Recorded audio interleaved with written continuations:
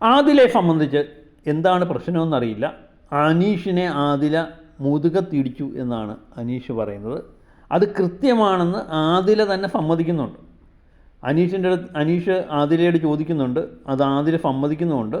അനീഷിന് പോയ പോക്കിന് ആദിലയുടെ ശരീരത്തിൽ ചെറുതായിട്ടൊന്ന് തട്ടി, അത് മനഃപൂർവ്വമല്ലായിരുന്നു, പക്ഷേ എന്ന് ആദിലയെ സമ്മതിക്കുന്നുണ്ട്. അനീഷ് തട്ടിയത് മനഃപൂർവ്വമല്ലായിരുന്നു എന്ന് സമ്മതിക്കുന്നുണ്ട്. പക്ഷേ ആദില അത് കണ്ട് ഉടൻ തന്നെ അനീഷിൻ്റെ മുതുകത്ത് ആഞ്ഞിടിച്ചു എന്നാണ്. അത് ആര്യനും പറയുന്നുണ്ട്, ആദില ഇടിച്ചത് മനഃപൂർവ്വം തന്നെയാണ് എന്ന്. അപ്പോൾ അക്ബർ ചോദിക്കുന്നുണ്ട്, അയാൾ തട്ടിയത്, നിൻ്റെ ശരീരത്തിൽ തട്ടിയത് മനഃപൂർവ്വം അല്ലെന്ന് നിനക്കറിയാമല്ലോ, നീ തന്നെ സമ്മതിക്കുന്നു, പിന്നെ എന്തിനാണ് അയാളുടെ ശരീരത്തിൽ ഇടിക്കാൻ പോയത് എന്ന് ചോദിക്കുന്നുണ്ട്. ആദില അതിന് അഴകുഴഞ്ചൻ മറുപടി തന്നെയാണ് പറയുന്നത്. ആദിലയുടെ സംഭവം എപ്പോഴും അങ്ങനെ തന്നെയാണ്. അനീഷ് ഏതായാലും കൃത്യമായിട്ട് ഇതിനെ ചോദ്യം ചെയ്യുന്നുണ്ട്.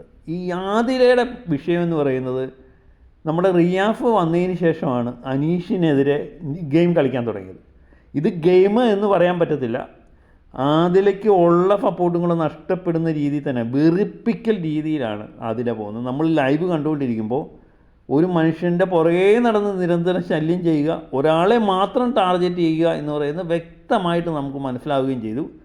അത് കൃത്യമായിട്ട് ആദില ചെയ്യുന്നുണ്ട്.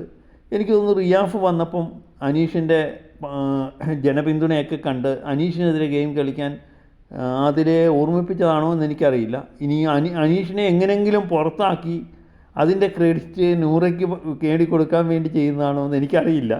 ഏതായാലും ആദിലയുടെ മനസ്സിൽ എന്തോ പ്ലാനുണ്ട്. അത് ആരോ പറഞ്ഞു കൊടുത്ത പ്ലാൻ തന്നെയാണ്. അതാണ് ആദില നടപ്പിലാക്കാൻ ശ്രമിച്ചുകൊണ്ടിരിക്കുന്നത്.